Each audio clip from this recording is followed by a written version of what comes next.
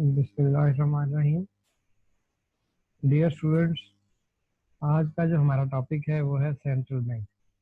पाकिस्तान में central bank को state bank of Pakistan कहते हैं।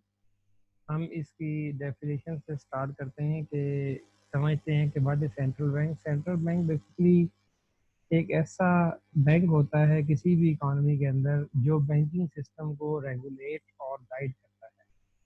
ये काम पाकिस्तान में स्टेट बैंक ऑफ पाकिस्तान कर रहा है और ये एक यूनिक बैंक है। Mean state bank of Pakistan जो है वो यूनिक है इस सेंस में कि जब पाकिस्तान बना 1947 में, तो स्टेट बैंक ऑफ पाकिस्तान के ऊपर भारी जिम्मेदारियां थी कि उसने बैंकिंग सिस्टम को डेवलप करना था और उसको इस्टेब्लिश करना था। और इसके अलावा जो है जो स्टेट बैंक जो है तकरीबन 1948 में स्टेट बैंक बना है और इसको शुरू में बहुत सारे चैलेंजेस का सामना था। अब हम डिस्कस करते हैं इसके फंक्शन।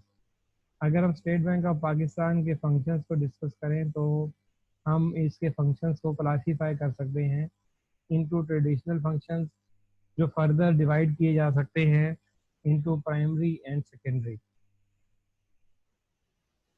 देन हम स्टेट बैंक के फंक्शंस को क्लासीफाई कर सकते हैं into non traditional functions. Firstly हम डिस्कस करते हैं स्टेट बैंक के ट्रेडिशनल फंक्शंस, जो कि प्राइमरी फंक्शंस हैं स्टेट बैंक ऑफ पाकिस्तान के। स्टेट बैंक का पहला प्राइमरी फंक्शन है issuance of currency note, sole authority to issue notes. ये स्टेट बैंक की प्राइमरी रिस्पॉन्सिबिलिटी है कि उसने नए करेंसी नोट जो हैं टाइम टू टाइम इशू करने हैं। और ये जो करेंसी नोट इशू किए जा सकते हैं ये हर प्रोविंस में इसका एक डिपार्टमेंट है, जैसे कि कराची है, लाहौर है, पेशावर है, कोयटा है। ये बेसिकली क्या है, इशू डिपार्टमेंट।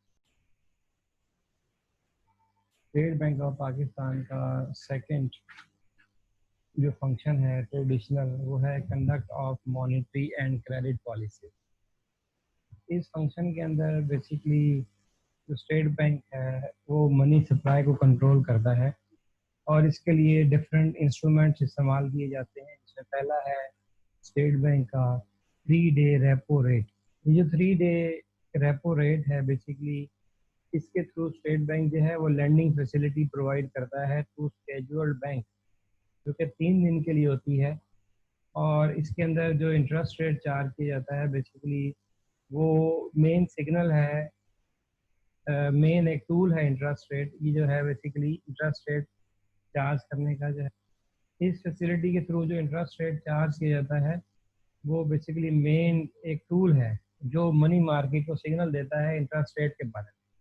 अगर यहाँ पे 3 डे रेपो रेट के अंदर इंटरेस्ट रेट हाई चार्ज किया जा रहा है, इसका मतलब ये होता है कि there is monetary tightening. Means monetary tightening होगी, मनी सप्लाई कम होगी और इन रिटर्न जो है जो इंटरेस्ट रेट है वो इंक्रीज होगा। इंटरेस्ट रेट में इंक्रीज होना शो करता है कि मनी सप्लाई कम होगी। ऑन दी अदर साइड, अगर ये जो 3 डे रेपो रेट के अंदर जो इंटरेस्ट रेट चार्ज किया जा रहा है अगर ये लो है तो ये शो करता है कि there will be monetary expansion. Mean interest rate low होगा और इसकी वजह से मनी सप्लाई जो है वो इंक्रीज होगी। जो सेकंड इंस्ट्रूमेंट है टू कंट्रोल मनी सप्लाई वो है टी बिल ऑप्शंस। ये जो ट्रेजरी बिल्स हैं इसके ऊपर जितना भी प्रॉफिट है या यील्ड है ये इफेक्ट होता है 3 डे रेपो रेट के साथ। अगर 3 डे रेपो रेट में इंटरेस्ट रेट हाई है तो इसका मतलब जो है कि जो ट्रेजरी बिल है उसके ऊपर जो है जो प्रॉफिट है वो ज़्यादा होगा। अगर प्रॉफिट ज़्यादा होगा तो उसकी वजह से जो है जो ऑप्शन है वो उसका रेट ज़्यादा आएगा एंड वाइस वर्सा। जो सेकंड के बाद जो थर्ड इंस्ट्रूमेंट है मॉनेटरी एंड क्रेडिट पॉलिसीज़ का वो है ओपन मार्केट ऑपरेशंस।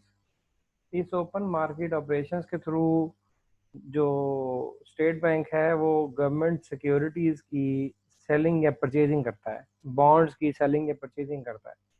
ये जो बॉन्ड्स की सेलिंग या परचेजिंग करता है स्टेट बैंक ऑफ पाकिस्तान, ये थ्रू गवर्नमेंट डीलर्स करता है।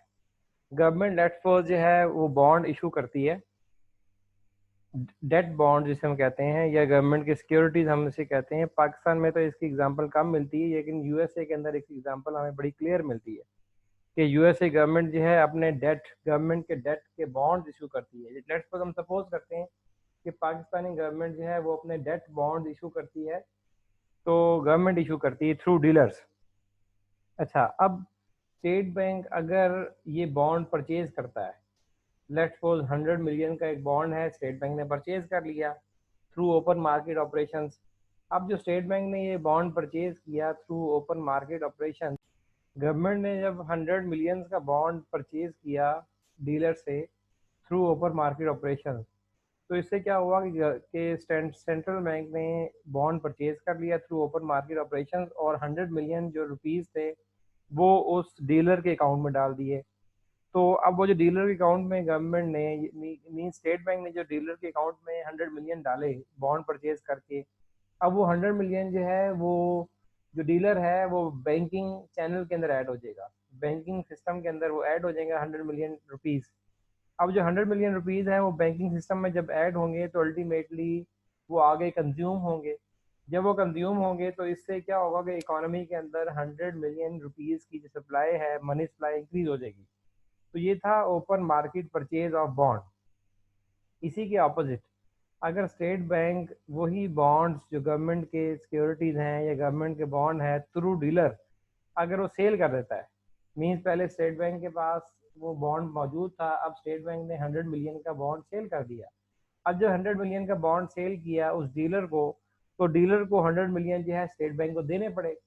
तो जो डीलर के अकाउंट में पैसे बैंकिंग सिस्टम में 100 मिलियन मौजूद थे, अब वो स्टेट बैंक के पास आ गए। इसका मतलब ये है कि स्टेट बैंक ने ओपन मार्केट जो है सेल के थ्रू, ओपन मार्केट सेल के थ्रू स्टेट बैंक ने जो है इस तरह से मनी सप्लाई को रिड्यूस कर दिया। तो इस तरह से जब स्टेट बैंक ने बॉन्ड सेल किया उस डीलर को, तो डीलर को 100 मिलियन रुपीस देने पड़े सेंट्रल बैंक को या स्टेट बैंक को।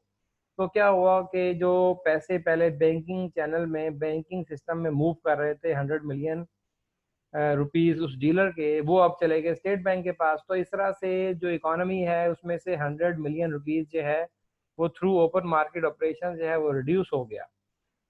जो नेक्स्ट इंस्ट्रूमेंट है मनी सप्लाई कंट्रोल करने का वो है कैश रिजर्व रिक्वायरमेंट।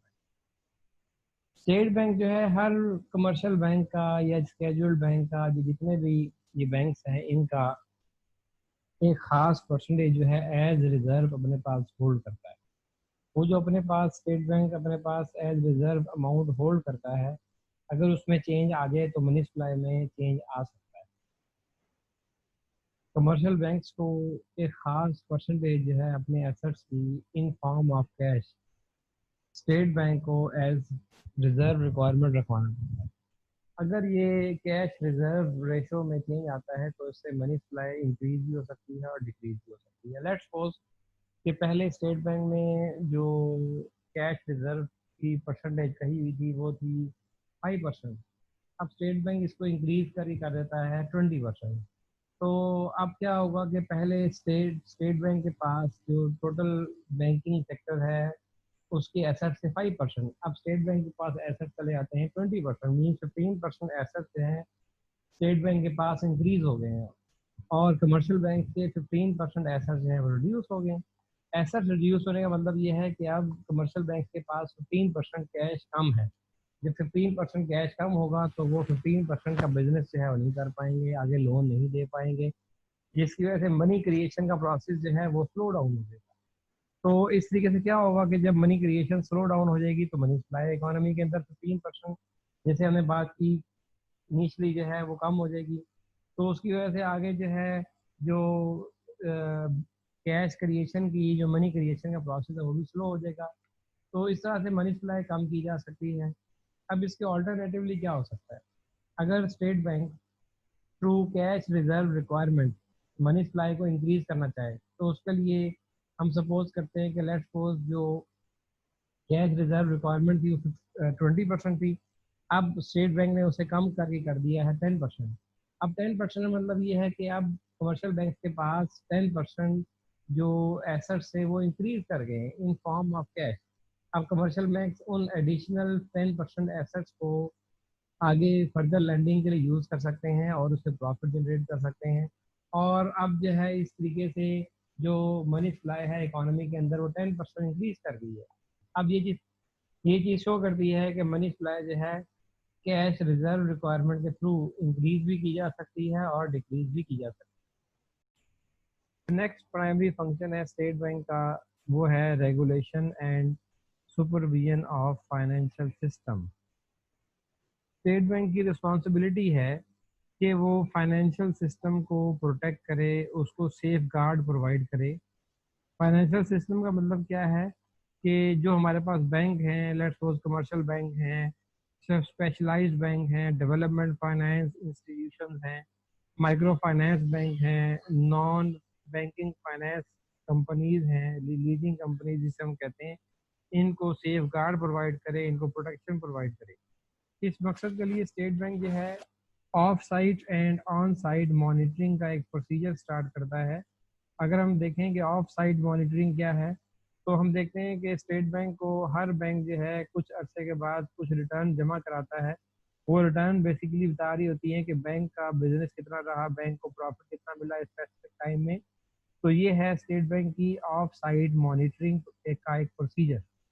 जो ऑन साइट मॉनिटरिंग है, ऑन साइट, इसके अंदर स्टेट बैंक जो है वो बैंक के एसेट्स एंड लाइबिलिटीज को मॉनिटर करता है, उन एसेट्स की क्वालिटी को एग्जामिन करता है। बैंक चेक करता है, मीन स्टेट बैंक चेक करता है कि जो लोन दिए गए हैं ये स्टेट बैंक की पॉलिसीज को फॉलो करके दिए गए हैं, कोई स्टेट बैंक की पॉलिसीज को जो है वो इग्नोर तो नहीं किया गया। बेसिकली बैंक की ओवरऑल जो है पोजीशनिंग देखी जाती है of site and on site monitoring से। तो इस तरह से स्टेट बैंक जो है डिफरेंट बैंक्स को रेगुलेट करता है और सुपरवाइज करता है तमाम फाइनेंशियल सिस्टम को। नेक्स्ट है जी प्रूडेंशियल रेगुलेशंस। स्टेट बैंक जो है डिपॉजिटर्स को प्रोटेक्ट करने के लिए, उनका एतमाद कायम रखने के लिए बाकी फाइनेंशियल सिस्टम के ऊपर प्रूडेंशियल रेगुलेशंस का एक प्रोसीजर यूज करता है। ये जो प्रूडेंशियल रेगुलेशंस हैं ये कमर्शियल बैंक्स के लिए और होते हैं और जो कॉरपोरेशन है उसके लिए और होते हैं। इन प्रूडेंशियल रेगुलेशंस में क्रेडिट रिस्क मैनेजमेंट होता है, anti money laundering, anti money regulations होते हैं। फिर ये प्रूडेंशियल रेगुलेशंस होते हैं कंज्यूमर फाइनेंसिंग के लिए। ये रेगुलेशंस हैं कि कंज्यूमर फाइनेंसिंग में जो प्रोडक्ट दी जा रही है उसमें कौन कौन सी हैं, उसके रूल्स क्या हैं, वो फॉलो हो रहे हैं या फॉलो नहीं हो रहे। जैसे क्रेडिट कार्ड है उसके रूल्स हैं, ऑटो लोन है, हाउस बिल्डिंग फाइनेंस के लिए लोन है। फिर ये रेगुलेशन है स्मॉल मीडियम इंटरप्राइजेस को फाइनेंसिस प्रोवाइड करने के लिए भी मौजूद हैं ये। और इसको इन रेगुलेशंस को स्टेट बैंक जो है बेसिकली मॉनिटर करता है। फिर कुछ रेगुलेशन मौजूद हैं जो कि फोकस करते हैं माइक्रो फाइनेंस बैंकिंग के ऊपर। तो इस तरह से स्टेट बैंक जो है वो डिफरेंट एक्टिविटीज जो है बैंक्स की उनको मॉनिटर करता है, उनको रेगुलेट करता है, उनको सुपरवाइज करता है। Next state bank function perform करता है बैंकर्स बैंक का। मीन्स बेसिकली जो स्टेट बैंक है बेसिकली वो तमाम बैंक्स का एक बैंकर है जो तमाम बैंक्स का डिपॉजिट अपने पास रखता है। स्टेट बैंक जो है वो रेमिटेंस की फैसिलिटीज प्रोवाइड करता है तमाम बैंक्स को। स्टेट बैंक जो है वो क्लियरिंग हाउस का फंक्शन परफॉर्म करता है। क्लियरिंग हाउस के लिए स्टेट बैंक का एक इदारा है निफ्ट, NIFT। ये जो इदारा है निफ्ट जो स्टेट बैंक को हेल्प प्रोवाइड करता है, ये बेसिकली क्लियरिंग हाउस में क्या होता है कि लेट्स सपोज आप जो है आपका अकाउंट है HPL के अंदर, लेकिन आपने कोई पेमेंट किसी से वसूल की, उसने आपको चेक किया HBL की बजाय एलाइड बैंक का। तो अब एलाइड बैंक से अमाउंट जो है वो HBL के अंदर जो आती है उसके लिए 1 डे या 2 डे प्रोसीजर है। तो वो सारा जो प्रोसीजर है वो निफ्ट इदारा है जो कि बेसिकली क्लियर करता है तमाम ट्रांजेक्शन को। तो इस तरह से आपकी अमाउंट जो है एलाइड बैंक से ट्रांसफर होकर आती है HBL में। तो ये बेसिकली स्टेट बैंक का फंक्शन है क्लियरिंग हाउस का। नेक्स्ट, स्टेट बैंक का प्राइमरी फंक्शन है lender of the last resort. ये बहुत इंपॉर्टेंट फंक्शन है स्टेट बैंक का, जिसके अंदर जो है स्टेट बैंक जो है लेंडर का रोल प्ले करता है। स्टेट बैंक उस वक्त लोन प्रोवाइड करता है इस फंक्शन के थ्रू तमाम बैंक्स को, शेड्यूल्ड बैंक्स को, जब उनके पास और कोई ऑप्शन नहीं होती, उनके पास फंड खत्म हो चुका है, तो स्टेट बैंक उस वक्त जो है उन्हें लेंड करता है। ये जो लैंडिंग होती है ये शॉर्ट टर्म के लिए होती है, जिसके अंदर मुख्तलिफ रिक्वायरमेंट जो है वो इमीडिएटली पूरी की जाती है। अगर हम इस फंक्शन को समझना चाहें तो हम देखते हैं कि इकोनॉमी के अंदर जो है वो कभी रिसेशन आता है, कभी रिकवरी होती है, कभी इकोनॉमी बूम पे होती है। तो जिस वक्त इकोनॉमी के अंदर रिसेशन आता है तो इकोनॉमिक एक्टिविटीज़ जो है वो कम हो जाती हैं, तो उस वक्त जो है बैंक के पास पैसे नहीं होते। तो इमीडिएट नीड पूरा करने के लिए बैंक जो है वो स्टेट बैंक से रब्ता करते हैं। तो उस वक्त जो है State bank short term basis के ऊपर शेड्यूल्ड बैंक्स को जो है एज लेंडर मनी लेंड करता है और उनकी ज़रूरियात को पूरा करता है। जो नेक्स्ट प्राइमरी फंक्शन है स्टेट बैंक का वो है banker to the government. State Bank जो है बेसिकली वो गवर्नमेंट के लिए बैंकर है। ये गवर्नमेंट के, प्रोविंशियल गवर्नमेंट के, फेडरल गवर्नमेंट के डिपॉजिट अपने पास रखता है। पेमेंट जब करनी होती है तो उस वक्त स्टेट बैंक पेमेंट करता है। गवर्नमेंट जो है, फेडरल और प्रोविंशियल गवर्नमेंट जो है स्टेट बैंक से एडवांस भी ले सकती हैं, और बैंक उनसे जो है, स्टेट बैंक जो है गवर्नमेंट से किसी किस्म का कोई कमीशन जो है चार्ज नहीं करता। प्रोविंशियल और फेडरल गवर्नमेंट के बिहाफ पे स्टेट बैंक जो है गोल्ड और सिल्वर की परचेजिंग या सेलिंग भी करता है, उसमें डील भी करता है। ये थे कुछ प्राइमरी फंक्शंस। अब हम चलते हैं traditional secondary functions of state bank की तरफ, जिसके अंदर पहला जो सेकेंडरी ट्रेडिशनल फंक्शन है वो है public debt management. State Bank जो है गवर्नमेंट के सारे डेट्स जो हैं उनको मैनेज करता है कि पाकिस्तान ने किस कंट्री से कितना लोन लिया और कितना लोन पे करना है। तमाम इंस्टॉलमेंट जो है जो वसूल होती हैं बाहर से, या पाकिस्तान इंस्टॉलमेंट जो पे करता है बाहर दूसरे फाइनेंशियल इंस्टीट्यूशंस को, तो उसको मैनेज करता है, डेट की मैनेजमेंट करता है State bank of Pakistan. Even अगर लोन के ऊपर इंटरेस्ट पे करना है तो वो इंटरेस्ट भी है स्टेट बैंक के थ्रू पे किया जाता है। नेक्स्ट जो फंक्शन है secondary state bank of Pakistan का वो है जी मैनेजमेंट ऑफ फॉरेन एक्सचेंज। जो एक्सचेंज रेट है इसके अंदर स्टेबिलिटी को मेंटेन करना स्टेट बैंक ऑफ पाकिस्तान की रिस्पॉन्सिबिलिटी है। हम देखते हैं कि जो करेंसीज हैं उसके अंदर फ्लक्चुएशन आती रहती हैं। अब स्टेट बैंक ऑफ पाकिस्तान की रिस्पॉन्सिबिलिटी है कि उनकी जो करेंसीज की जो वैल्यूज़ हैं उसको स्टेबल रखे, उसको अप्रिशिएट करे, उसको डेप्रिशिएट करे। ये सारी मैनेजमेंट जो है वो फॉरेन एक्सचेंज की स्टेट बैंक ऑफ पाकिस्तान के ज़िम्मे है।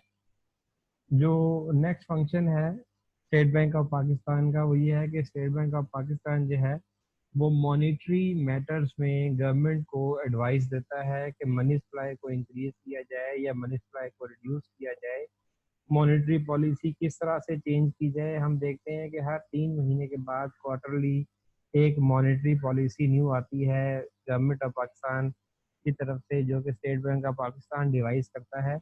वो स्टेट बैंक ऑफ पाकिस्तान जो है जो गवर्नमेंट को एडवाइस करता है कि इस तरह से मॉनेटरी पॉलिसी होनी चाहिए। जो नेक्स्ट फंक्शन है secondary traditional function state bank of Pakistan का वो है जी कि state bank of Pakistan relationships develop करता है, रिलेशनशिप्स मेंटेन करता है with other financial institutions.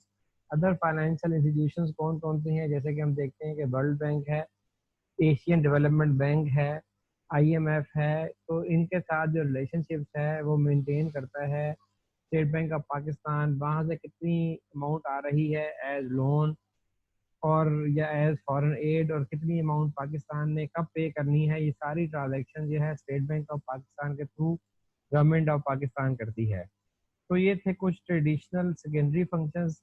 Next हम चलते हैं नॉन ट्रेडिशनल फंक्शंस के ऊपर, जिसके अंदर जो पहला नॉन ट्रेडिशनल फंक्शन है वो है जी development of financial institution. State bank की रिस्पॉन्सिबिलिटी है कि कोई भी कमर्शियल बैंक अगर पाकिस्तान में आना चाहे वो बाहर से फॉरेन बैंक, तो वो उससे पहले स्टेट बैंक ऑफ पाकिस्तान से परमिशन लेनी पड़ती है। स्टेट बैंक ऑफ पाकिस्तान अपने पूरी चीज़ें पूरी करने के बाद, रूल्स एंड रेगुलेशन फॉलो करवाने के बाद जो है परमिशन देता है। तो बेसिकली फाइनेंशियल इंस्टीट्यूशन जो नए आने हैं उसकी डेवलपमेंट जो है वो स्टेट बैंक की रिस्पॉन्सिबिलिटी है। मीन माइक्रो फाइनेंस कोई नया बैंक आना है या इस्लामिक बैंकिंग है, तो ये सारी रिस्पॉन्सिबिलिटी जो है फाइनेंशियल इंस्टीट्यूशंस की, ये स्टेट बैंक ऑफ पाकिस्तान की है। इसके अलावा स्टेट बैंक ऑफ पाकिस्तान की जो next traditional non traditional function जो है वो है कि स्टेट बैंक ऑफ पाकिस्तान जो है वो ट्रेनिंग फैसिलिटीज देता है टू डिफरेंट बैंक्स को ट्रेनिंग देता है। स्टेट बैंक ऑफ पाकिस्तान ने इदारा बनाया है इंस्टीट्यूट ऑफ बैंकर्स पाकिस्तान, जिसके थ्रू वो ट्रेनिंग वगैरह देता है। स्टेट बैंक ऑफ पाकिस्तान जो है रिसर्च एंड डेवलपमेंट को प्रमोट करने के लिए पीएचडीज के लिए स्कॉलरशिप भी देता है, रूरल फाइनेंस के लिए ट्रेनिंग भी देता है, लाइब्रेरी सर्विसेज भी स्टेट बैंक प्रोवाइड करता है। और ये सारी चीज़ें जो स्टेट बैंक का ट्रेनिंग डिवीजन है वो सारी ये चीज़ें कंडक्ट करता है। जो नेक्स्ट फंक्शन है स्टेट बैंक का वो है development of specialised financial institutions. इस फंक्शन के अंदर स्टेट बैंक जो है वो स्पेशलाइज्ड क्रेडिट इंस्टीट्यूशंस को जो है वो डिज़ाइन करता है। इसका मकसद क्या है कि short term, long run, long term और मीडियम टर्म जो है फाइनेंसिंग रिक्वायरमेंट जो है इकोनॉमी के डिफरेंट सेक्टर्स की पूरी की जाए। इन इंस्टीट्यूशन में स्टेट बैंक ने जो फाइनेंशियल इंस्टीट्यूशन जो बनाए हैं उसमें पहला नाम है Pakistan industrial credit and investment corporation of Pakistan. इसके अलावा industrial development bank of Pakistan है। इसके अलावा नेशनल डेवलपमेंट फाइनेंस कॉरपोरेशन है। इसके अलावा agricultural development bank of Pakistan है। अगर हम मज़ीद देखें तो फेडरल बैंक फॉर कोऑपरेटिव्स है, हाउस बिल्डिंग फाइनेंस कॉरपोरेशन है। ये बेसिकली स्पेशलाइज्ड फाइनेंशियल इंस्टीट्यूशन हैं जो फाइनेंशियल रिक्वायरमेंट एग्रीकल्चर सेक्टर की, इंडस्ट्रियल सेक्टर की या हाउसिंग सेक्टर की या अदर सेक्टर्स की पूरी करते हैं। और इसमें जो टाइम पीरियड है वो मीडियम टर्म भी हो सकता है और लॉन्ग टर्म भी उसका टाइम पीरियड हो सकता है। जो नेक्स्ट फंक्शन है स्टेट बैंक का वो है क्रेडिट टू प्रायोरिटी सेक्टर्स। जैसे कि स्टेट बैंक के लिए कुछ प्रायोरिटी सेक्टर्स हैं, जैसे कि एक्सपोर्ट्स को इंक्रीज करना, एग्रीकल्चर सेक्टर को प्रमोट करना, स्मॉल इंडस्ट्रीज को प्रमोट करना। तो इसके लिए स्टेट बैंक जो है वो क्रेडिट प्रोवाइड करता है एग्रीकल्चर सेक्टर को, उसके लिए लोन प्रोवाइड करता है। और इसके अलावा जो है एक्सपोर्ट फाइनेंस स्कीम है स्टेट बैंक की, जिसके थ्रू वो एक्सपोर्ट्स को एक्सपेंड करने के लिए जो है वो कोशिश करता है। तो इस तरह से ये स्टेट बैंक के जो हैं कुछ नॉन ट्रेडिशनल फंक्शन हैं। इसके अलावा स्टेट बैंक का एक और फंक्शन है जी इस्लामाइजेशन ऑफ बैंकिंग सिस्टम। जिस तरह हम सब मुसलमान हैं तो हम इंटरेस्ट फ्री इकोनॉमी की तरफ मूव करना चाह रहे हैं, तो उसके लिए ज़रूरी है कि हमारा बैंकिंग सिस्टम जो है वो इंटरेस्ट फ्री हो। तो उसके लिए स्टेट बैंक ने कुछ कोशिश की है और उसके अंदर जो है ये जो इस्लामाइजेशन है बैंकिंग सिस्टम का, इसके अंदर हम देखते हैं कि पाकिस्तान में एक बैंक है मीज़ान बैंक, जो तमाम फाइनेंशियल सर्विसेज जो हैं वो प्रोवाइड कर रहा है on the basis of Islamic rules and regulation. इसके अलावा इससे हटके जो कायद आज़म मोहम्मद अली जिन्ना, फाउंडर ऑफ पाकिस्तान जो थे, उन्होंने जब स्टेट बैंक ऑफ पाकिस्तान बनाया तो उस वक्त उनकी कोशिश थी और उनकी इंस्ट्रक्शन थी कि जो स्टेट बैंक ऑफ पाकिस्तान जितने भी रूल फॉलो करे वो इस्लाम के ऊपर बेस करते हों। वो सारी जितनी फाइनेंसिंग मोड्स हैं वो शरिया से अप्रूव हुए हों। असल मकसद क्या था कि हम ये जो अंग्रेज़ का निज़ाम है, इंटरेस्ट वाला निज़ाम है, सूदी निज़ाम से छुटकारा हासिल कर सकें। और इसके लिए एक ही सोल्यूशन है कि हम अपना इस्लामिक बैंकिंग सिस्टम को लॉन्च करें। तो ये स्टेट बैंक की कुछ फंक्शन हैं जो स्टेट बैंक परफॉर्म कर रहा है। इसके अंदर हमने डिस्कस किया कि स्टेट बैंक के कुछ ट्रेडिशनल फंक्शन हैं, कुछ नॉन ट्रेडिशनल फंक्शन हैं। तो इस तरह से हमारे जो सेंट्रल बैंक और उसके फंक्शंस वाला टॉपिक है ये हमारा कंप्लीट होता है।